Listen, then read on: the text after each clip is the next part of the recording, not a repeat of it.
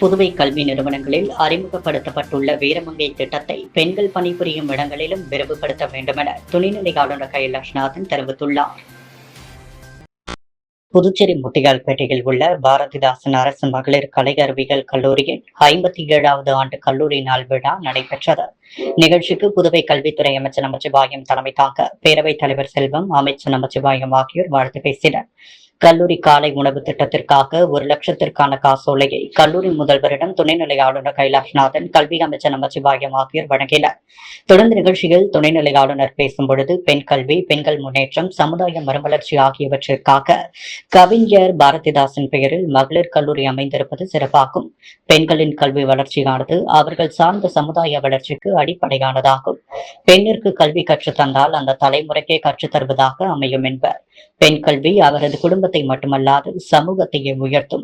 புதுவையில் துவங்கப்பட்ட வீரமங்கை திட்டத்தை கல்லூரிகளில் மட்டுமல்லாது பெண்கள் பணிபுரியும் இடங்கள், குடியிருப்புகளிலும் செயல்படுத்த வேண்டும் என்றார். முன்னதாக துணைநிலை ஆளுநர், பேரவைத் தலைவர், கல்வி அமைச்சர் உள்ளிட்டோர் கல்லூரி வளாகத்தில் இருந்த பாரதிதாசன் திருவுருவச் சிலைக்கு மரியாதை செலுத்தினர். தொடர்ந்து கல்லூரியில் தேர்வு உள்ளிட்டவற்றில் சிறப்பிடம் பெற்ற மாணவிகளுக்கும் பல்வேறு போட்டிகளில் வென்றவர்களுக்கும் துணைநிலை ஆளுநர் பரிசுகளை வழங்கினார். இந்நிகழ்ச்சியில் கல்வித்துறை செயலர் ஜவஹர், கல்வி மற்றும் தொழில்நுட்ப கல்வி இயக்குநர் அமன் சர்மா உள்ளிட்டோர் கலந்து கொண்டனர். கல்லூரி தமிழ்துறை தலைவர் சேதுபதி நிகழ்ச்சியை தொகுத்து வழங்கினார். நிறைவில் கல்லூரி முதல்வர் வீரமோகன் நன்றி கூறினார். அனைத்து தரப்பு மக்களும் சட்டப்பேரவை நிகழ்வுகளை தெரிந்து கொள்ளும் வகையில் முந்தைய சட்டப்பேரவை கூட்டத்தொடர்களின் நிகழ்வுகளின் ஆவணங்களை எளிமையான முறையில் பதிவேற்றம் செய்ய அதிகாரிகளுக்கு சபாநாயகர் உத்தரவிட்டுள்ளார். புதுச்சேரி சட்டப்பேரவையை காகிதமில்லா சட்டப்பேரவையாக மாற்றும் விதமாக நேவா திட்டத்தின் கீழ் மத்திய நாடாளுமன்ற விவகாரங்கள் துறை அமைச்சகத்தின் நிதி அளிப்புடன் பணிகள் நடைபெற்று வருகிறது. நடந்து முடிந்த சட்டப்பேரவை கூட்டத்தொடரில் திட்டத்தின் சில பகுதிகள் மட்டுமே சோதனை முறையில் அமல்படுத்தப்பட்டது. சட்டமன்ற உறுப்பினர்கள் இருக்கையில் கைக்கணினி பொருத்தப்பட்டு அலுவல் பட்டியல், கேள்வி பதில், ஆளுநர் உரை மற்றும் முதலமைச்சரின் வரவு செலவு திட்ட உரை ஆகியவை பதிவேற்றம் செய்யப்பட்டு சட்டப்பேரவை உறுப்பினர்கள் பார்வைக்கு வைக்கப்பட்டது. இதன் தொடர்ச்சியாக கேள்வி பதில்கள் மற்றும் பிற செயல்பாடுகளை முன்னெடுப்பது குறித்து சட்டப்பேரவைத் தலைவர் செல்வம் தலைமையில் சட்டமன்ற உறுப்பினர்கள், தகவல் தொழில்நுட்பத்துறை செயலர் ஆகியோர் அடங்கிய மன்ற குழு கூட்டம் நேற்று சட்டப்பேரவைத் தலைவர் அலுவலகத்தில் நடைபெற்றது. இந்த கூட்டத்தில் முந்தைய சட்டப்பேரவை நிகழ்வுகள் மற்றும் கேள்வி பதில்கள் ஆகியவற்றை பதிவேற்றம் செய்தல் குறித்தும், சட்டமன்ற உறுப்பினர்கள் மற்றும் அதிகாரிகளுக்கு பயிற்சி அளிப்பது குறித்தும் விவாதிக்கப்பட்டது. இப்பணிகளை விரைந்து முடித்து புதுச்சேரி சட்டப்பேரவையை காகிதமில்லா சட்டப்பேரவையாக அறிவித்து அதன் துவக்க விழாவை மத்திய நாடாளுமன்ற விவகாரங்கள் துறை அமைச்சரை அழைத்து நடத்துவது என்று முடிவெடுக்கப்பட்டது. சட்டப்பேரவைத் தலைவர் செல்வம் அனைத்து தரப்பு மக்களும் சட்டப்பேரவை நிகழ்வுகளை தெரிந்து கொள்ளும் வகையில் முந்தைய சட்டப்பேரவை கூட்டத்தொடர்களின் நிகழ்வுகள் குறித்த ஆவணங்களையும் எளிமையான முறையில் பதிவேற்றம் செய்ய வேண்டும் என அதிகாரிகளுக்கு உத்தரவிட்டார். புதுச்சேரியில் புதிதாக தேர்வாகி 27வது பேட்ச் பயிற்சி முடித்த 37 போலீசாரின் பயிற்சி நிறைவு அணிவகுப்பு விழாவில் பங்கேற்ற அமைச்சர் நமச்சிவாயம் சிறப்பாக செயல்பட்ட போலீசாருக்கு கோப்பைகள், சான்றிதழ் வழங்கி பாராட்டினார். காவல்துறையில் கடந்த 2024ஆம் ஆண்டு பிப்ரவரி 12ஆம் தேதி 11 பெண் காவலர்கள் உட்பட 37 புதிய போலீசார் தேர்வு செய்யப்பட்டு பயிற்சி வகுப்புகள் துவங்கியது. அவர்களுக்கு சட்ட தேர்வுகள், கவாத்து தகுதி தேர்வுகள், துப்பாக்கி சுடும் பயிற்சி உள்ளிட்டவை அளிக்கப்பட்டது. இதையடுத்து பயிற்சி முடித்த 27வது பேட்ச் போலீசார் பயிற்சி நிறைவு அணிவகுப்பு விழா கோரிமேடு மைதானத்தில் நடைபெற்றது. பயிற்சி முடித்த போலீசாரின் அணிவகுப்பு மரியாதையை டிஜிபி ஷாலினி சிங் ஏற்றுக்கொண்டார். தொடர்ந்து பயிற்சியில் சிறப்பாக செயல்பட்ட போலீசாருக்கு கோப்பைகள், சான்றிதழ் வழங்கினார். விழாவில் டிஐஜி சத்யசுந்தரம், சீனியர் எஸ்பிக்கள் கலைவாணன், நாரசைத்தன்யா, அனிதா ராய், பிரவீன்குமார் திரிபாதி, போலீஸ் பயிற்சி பள்ளி எஸ்பி ரங்கநாதன் மற்றும் காவல்துறை உயரதிகாரிகள் கலந்து கொண்டனர். போலி நகைகளை அடகு வைத்து மோசடி செய்த வழக்கில் சென்னையை சேர்ந்த 3 பேரை புதுச்சேரி முதலியார்பேட்டை போலீசார் கைது செய்துள்ளனர். புதுச்சேரி பாரதி வீதியை சேர்ந்தவர் அசோக். இவர் முதலியார்பேட்டையில் புதுச்சேரி கடலூர் சாலையில் நகை அடகு கடை நடத்தி வருகிறார்.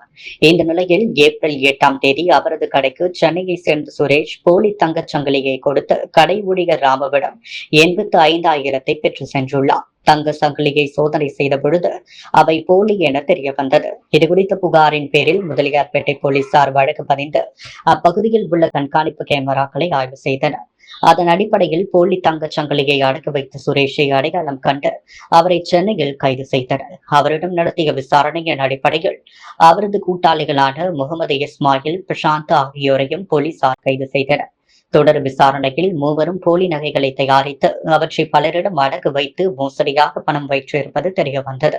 சுரேஷ் தரப்பினர் அண்மையில் வில்லியனூர் பகுதியிலும் போலி நகையை அடகு வைத்து 87,000 ரூபாய் மோசடியை பெற்று சென்றதும் தெரியவந்தது. தொடர்ந்து போலி நகைகள் தயாரிக்கும் சாதனங்கள், மூலப்பொருட்கள், கார், 1,20,020 ரூபாய் லட்சம், கைபேசிகள் உள்ளிட்டவற்றை போலீசார் கைப்பற்றினர். மகாவீர் ஜெயந்தியை முன்னிட்டு கள்ளத்தனமாக விற்பனை செய்யப்பட்ட 29 லிட்டர் சாராயம், 130 லிட்டர் மதுபானங்கள் கலால்துறையினர் பறிமுதல் செய்தனர்.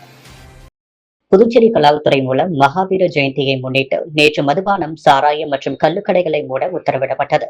இதனை பயன்படுத்தி கள்ளத்தனமாக மதுபானங்கள் விற்பனை செய்பவர்களை பிடிக்க துணைநிலை ஆணையர் மேத்யூ பிரான்சிஸ் உத்தரவுப்படி கலால்துறை தாசில்தார் ராஜேஷ் கண்ணா, துணை தாசில்தார்கள் பாலமுருகன், ஜவஹர், சம்பத் தலைமையிலும் வருவாய் ஆய்வாளர்கள் அடங்கிய 3 பறக்கும் படைகள் அமைக்கப்பட்டது. பறக்கும் படையினர் புதுச்சேரி நகராட்சி, உழவர்கரை, அரியாங்குப்பம், பாகூர், நெட்டப்பாக்கம், வில்லியனூர் மற்றும் மண்ணாடிப்பட்டு பகுதிகள் முழுவதும் தீவிரமாக சோதனை செய்தனர். அதில் திருக்கனூர், மேட்டுப்பாளையம், தவளக்குப்பம், இடையார்பாளையம் மற்றும் வடகரை ஆகிய பகுதிகளில் கள்ளத்தனமாக மதுபானங்கள் விற்பனை செய்த 4 பேரை பிடித்து அவர்களிடமிருந்து 29 லிட்டர் சாராயம் மற்றும் 130 லிட்டர் மதுபானங்கள் பறிமுதல் செய்தனர். இவற்றின் மதிப்பு 51,859 ரூபாய் ஆகும். இவர்கள் மீது கலால் விதிகளின்படி நடவடிக்கை எடுக்கப்பட்டது.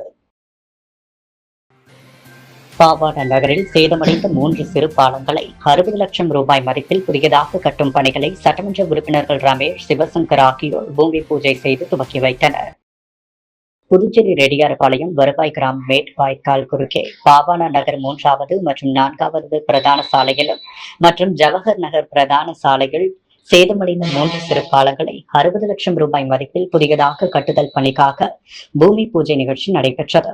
இதில் தொகுதி சட்டமன்ற உறுப்பினர் KSP ரமேஷ் மற்றும் உழவர்கரை தொகுதி சட்டமன்ற உறுப்பினர் சிவசங்கர் ஆகியோர் கலந்து கொண்டு பணிகளை பூமி பூஜை செய்து துவக்கி வைத்தார்.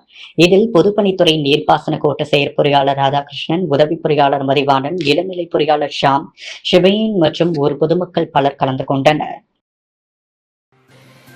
தேங்காய் திட்டு பகுதியில் நடைபெற்ற கால்நடை மற்றும் கோழிகள் எழில் கண்காட்சியில் சிறந்த கால்நடைகளுக்கு சட்டமன்ற உறுப்பினர் பாஸ்கரன் தட்சிணாமூர்த்தி பரிசுகளை வழங்கினார்.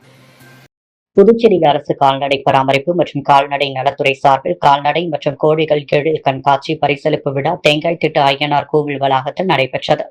சட்டமன்ற உறுப்பினர் பாஸ்கரன் தட்சிணாமூர்த்தி தலைமையில் நடைபெற்ற இந்த நிகழ்ச்சியில் கால்நடை பராமரிப்பு மற்றும் கால்நடை நலத்துறை இயக்குநர் லதா மங்கேஷ்கர் அனைவரையும் வரவேற்றார்.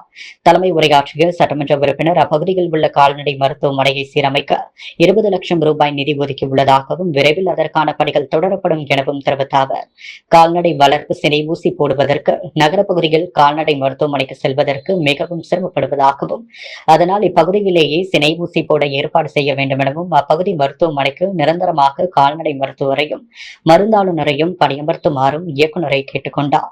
இதைத் தொடர்ந்து தேர்ந்தெடுக்கப்பட்ட சிறந்த கால்நடைகளுக்கு ஆல் ஓவர் சாம்பியன் பரிசு மற்றும் முதல் 2, 3ஆம் பரிசுகளும், கோழிகளுக்கு முதல் 2, 3ஆம் பரிசுகளும், பங்கு பெற்ற அனைத்து கால்நடைகளின் உரிமையாளர்களுக்கு ஆறுதல் பரிசுகளும் வழங்கப்பட்டது. நிறைவாக கால்நடை பராமரிப்பு மற்றும் கால்நடை நலத்துறை இணை இயக்குநர் காந்திமதி நன்றி உரையாற்ற இந்த கண்காட்சியில் 200 மாடுகளும் 100 கோழிகளும் பங்கு பெற்றனர். புதுவை மாநில சுகாதார ஊழியர் மத்திய கூட்டமைப்பு சார்பில் அரசு ஆணைகளை அமலாக்க கோரி தொடர் போராட்டம் நடைபெற்றது.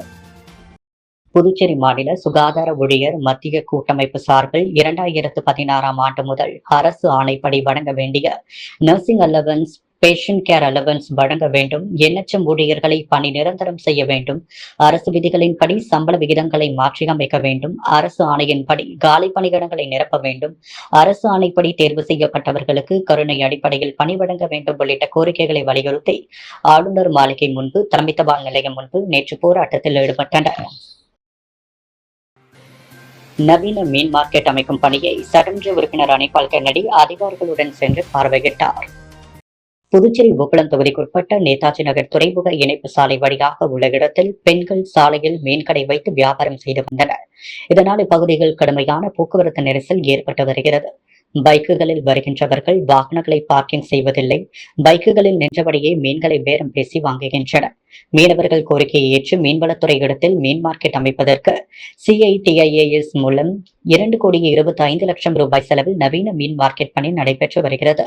இந்த பணிகள் 90 விழுக்காடு முடிந்த நிலையில் சட்டமன்ற உறுப்பினர் அனிபால் கண்ணடி நகராட்சி ஆணையர் கந்தசாமியுடன் சென்று பணிகளை பார்வையிட்டார். அப்பொழுது தலைமை தொழில்நுட்ப அதிகாரி புகழேந்தி, நகராட்சி செயற்பொறியாளர் சிவபாலன், வருவாய்த்துறை அதிகாரி பிரபாகரன், சிஐடிஐஏஎஸ் உதவி பொறியாளர் சோமசுந்தரம், இளநிலை பொறியாளர் ராஜேஸ்வரி, கழக நிர்வாகிகள் உடனிருந்தனர். பிஆர்டிசி ஒப்பந்த ஊழியர்களின் வேலை நிறுத்த போராட்டம் பேச்சுவார்த்தைக்கு பின் வாபஸ் பெறப்பட்டதால் பேருந்துகள் இன்று முதல் இயங்கும் என தெரிவிக்கப்பட்டுள்ளது. புதுச்சேரி சாலை போக்குவரத்து கழகம் மூலம் உள்ளூர் மற்றும் சென்னை, பெங்களூர், குமுளி, நாகர்கோவில் உள்ளிட்ட பல பகுதிகளுக்கு பேருந்துகள் இயக்கப்பட்டு வருகின்றது. பிஆர்டிசியில் கடந்த 2015ஆம் ஆண்டு பணியமர்த்தப்பட்ட 276 ஒப்பந்த ஓட்டுநர்கள் மற்றும் நடத்துனர் பணி நிரந்தரம் கோரி நேற்று முன்தினம் முதல் தொடர் வேலைநிறுத்த போராட்டத்தை துவக்கினர். இதனால் புதுச்சேரி அரசு பேருந்துகள் பெரும்பாலானவை இயக்கப்படவில்லை. இந்த நிலையில் நேற்று 2வது நாளாக போராட்டத்தில் ஈடுபட்ட ஊழியர்களை போக்குவரத்து துறை ஆணையர் சிவக்குமாருடன் பேச்சுவார்த்தை நடத்த சட்டமன்ற உறுப்பினர் நேரு ஏற்பாடு செய்தார். அதன்படி போக்குவரத்து துறை அலுவலகத்தில் நேற்று மாலை நடந்த பேச்சுவார்த்தையில் பணி நிரந்தர கோரிக்கையை 1 மாத காலத்திற்குள் நிறைவேற்றுவதாக போக்குவரத்து நிர்வாகம் உறுதியளித்தது. இதற்கிடையே சட்டமன்ற உறுப்பினர் நேருவை தொடர்பு கொண்ட முதல்வர் ரங்கசாமி ஊழியர்கள் போராட்டத்தை கைவிட்டு பேருந்துகளை இயக்கவும் தன்னை சந்திக்குமாறும் கூறினார். அதன் பேரில் போராட்டக்குழு தலைவர் வேலையன் போராட்டத்தை வாபஸ் பெற்று பேருந்துகளை இயக்க முடிவு செய்துள்ளதாக தெரிவித்துள்ளார். புதுச்சேரியில் அரசு பள்ளி மாணவர்களுக்கு விலையில்லா புத்தகத்தை அமைச்சர் நமச்சிவாயம் வழங்கி துவக்கி வைத்தார். புதுச்சேரி கல்வித்துறை சார்பில் அரசு பள்ளி மாணவர்களுக்கு ஆண்டுதோறும் விலையில்லா பாட புத்தகம் வழங்கப்பட்டு வருகிறது. அந்த வகையில் இந்த ஆண்டிற்கான பாட புத்தகம் வழங்கும் நிகழ்ச்சி முதலியார்பேட்டை அன்னை சிவகாமி மேல்நிலைப் பள்ளியில் நடைபெற்றது. இந்நிகழ்ச்சியில் கல்வித்துறை அமைச்சர் நமச்சிவாயம் சிறப்பு விருந்தினராக கலந்து கொண்டு மாணவிகளுக்கு புத்தகங்கள் வழங்கி நிகழ்ச்சியை துவக்கி வைத்தார். இதில் ஆசிரியர்கள், மாணவர்கள் கலந்து கொண்டனர். புதுச்சேரி உழவர்கரை தொகுதியைச் சேர்ந்த ஏழை எளிய மாணவர்களுக்கு இலவச நீட் பயிற்சி வகுப்பை பாஜக பிரமுகர் சரவணன் துவக்கி வைத்தார். புதுச்சேரி உழவர்கரை தொகுதியைச் சேர்ந்த ஏழை எளிய மாணவர்களுக்கு நீட் தேர்விற்கான இலவச பயிற்சி வகுப்பை புதுச்சேரி புதிய பேருந்து நிலையம் அருகே உள்ள மதர் குளோரி கோச்சிங் அகாடமியில் பாஜக பிரமுகர் சரவணன் துவக்கி வைத்தார். தொடர்ந்து நீட் தேர்வுக்கு தயாராகும் மாணவ மாணவிகளுக்கு அதற்கான புத்தகத்தையும் வழங்கி எதிர்கால மருத்துவர் ஆவதற்கு வாழ்த்துக்களையும் பாராட்டுகளையும் தெரிவித்தார். இந்த நிகழ்ச்சியில் மதர் குளோரி கோச்சிங் சென்டரின் உரிமையாளர் அந்துவான் பிரபு மற்றும் ஆசிரியர்கள், மாணவிகள் பலர் கலந்து கொண்டனர். புதுச்சேரி வழுதாவூர் சாலையில் இலவம் பஞ்சு மரத்தில் காய்ந்த இலவம் பஞ்சு வெடித்து காற்றில் பரவுவதால் பொதுமக்கள், வியாபாரிகள் கடும் அவதி அடைந்து வரும் நிலையில் மாவட்ட ஆட்சியர் விரைந்து நடவடிக்கை மேற்கொள்ள வேண்டும் என நாம் தமிழர் கட்சியைச் சேர்ந்த ரமேஷ் கோரிக்கை விடுத்துள்ளார். புதுச்சேரி வழுதாவூர் சாலை காந்தி நகரில் தொழிலாளர் நலத்துறை மற்றும் வேலைவாய்ப்பு அலுவலகம் இயங்கி வருகின்றது. இவ்வலுவலக வளாகத்தில் ஆதார் மையம் இயங்கி வருகின்றது. வழுதாவூர் சாலை எப்பொழுதும் பொதுமக்கள் நாளொன்றுக்கு பல்லாயிரக்கணக்கான மக்கள் பயணம் செய்கின்றனர். காந்தி நகர் திலாசுப்பேட்டையில் அதிக வணிக நிறுவனங்கள் உள்ளது. இந்த சூழலில் தொழிலாளர் நலத்துறை கட்டிட வளாகத்தில் மிகப்பெரிய இலவம் பஞ்சு மரம் உள்ளது. இம்மரத்தில் ஆயிரக்கணக்கான இலவம் பஞ்சு காய்கள் காய்ந்து வெடித்து காற்றில் இலவம் பஞ்சுகள் கடந்த 2 நாட்களுக்கு மேலாக பறந்து வருகின்றது. இப்பகுதியில் இயங்கி வரும் வணிக நிறுவனங்கள், வியாபாரிகள், பொதுமக்கள் கடும் இன்னல்களுக்கு ஆளாகி வருவதால் காற்றில் பஞ்சு பரவுவதால் பொதுமக்களுக்கு சுவாச கோளாறு பிரச்சனைகள் ஏற்படலாம். உடனடியாக புதுச்சேரி மாவட்ட ஆட்சியர் தொழிலாளர் நலத்துறை அலுவலகத்தில் அமைந்துள்ள இலவம் பஞ்சு மரத்தில் இலவம் பஞ்சு காய்கள் வெடித்து பரவுவதை தடுக்க உடனடியாக நடவடிக்கை மேற்கொள்ள வேண்டும் என நாம் தமிழர் கட்சியினர் ரமேஷ் கோரிக்கை விடுத்துள்ளார். அரியாங்குப்பம் சுப்பையா நகர் பாலமுருகன் ஆலய பங்குனி புத்திர விழாவை முன்னிட்டு 7ஆம் நாள் உற்சவம் மற்றும் சுவாமி வீதி விழா சிறப்பாக நடைபெற்றது. அரியாங்குப்பம் சுப்பையா நகர பகுதியில் எழுந்தள்ளியுள்ள ஸ்ரீ பாலமுருகன் ஆலயத்தில் பங்குனி புத்திர பெருவிழா கடந்த வாரம் கொடியேற்றத்துடன் துவங்கியது. தொடர்ந்து தினம்தோறும் மூலவருக்கு சிறப்பு அபிஷேக ஆராதனைகளுடன் சுவாமி வீதி விழா நடைபெற்று வருகிறது. 7ஆம் நாள் உற்சவம் சுப்பையா நகர் பாண்டியன் பிரதர்ஸ் நண்பர்கள் குழுவினர் உபயோகத்தில் சிறப்பு அபிஷேகங்களும் அலங்காரங்களும் செய்யப்பட்டு மகாதீப ஆராதனைகள் காண்பிக்கப்பட்டது. அதைத் தொடர்ந்து மாலை உற்சவமூர்த்திக்கு சிறப்பு பூஜைகள் மற்றும் அலங்காரங்கள் செய்து சுவாமி வீதி உலா நிகழ்ச்சி நடைபெற்றது. இதில் அரியங்குப்பம் வட்டார காங்கிரஸ் தலைவர் ஐயப்பன், திமுக மாநில இலக்கிய அணி அமைப்பாளர் சிவசங்கரன் ஆகியோர் சிறப்பு அழைப்பாளராக கலந்து கொண்டு சுவாமி தரிசனம் செய்தார். இவ்விழாவிற்கான இசை கச்சேரியையும் தனது சொந்த செலவில் ஏற்பாடு செய்திருந்தார். தொடர்ந்து இந்த விழாவில் பங்கேற்ற பக்தர்கள் அனைவருக்கும் அன்னதானம் வழங்கப்பட்டது. இவ்விழாவிற்கான ஏற்பாடுகளை பாண்டியன் பிரதர்ஸ் குழுவின் நிர்வாகிகள் கார்த்திக், சதீஷ், சிவபாரதி, ஸ்டீபன், ராஜ், ராமு, தமிழ் மற்றும் ஆலய நிர்வாகிகள் குருமூர்த்தி, ஜெயக்குமார், பாலுமணி உள்ளிட்ட நிர்வாகிகள் மற்றும் கிராம பொதுமக்கள் செய்திருந்தனர். புதுவையின் அன்றாட நிகழ்வுகளை காண பாண்டி ஹெட்லைன்ஸ் யூடியூப் சேனலை சப்ஸ்கிரைப் பண்ணுங்க. தொடர்ந்து எங்களுடன் இணைந்திருக்க பக்கத்தில் உள்ள பெல் பட்டனை பிரஸ் பண்ணுங்க, லைக் பண்ணுங்க, ஷேர் பண்ணுங்க. என்றும் உங்களுடன் பாண்டி ஹெட்லைன்ஸ்.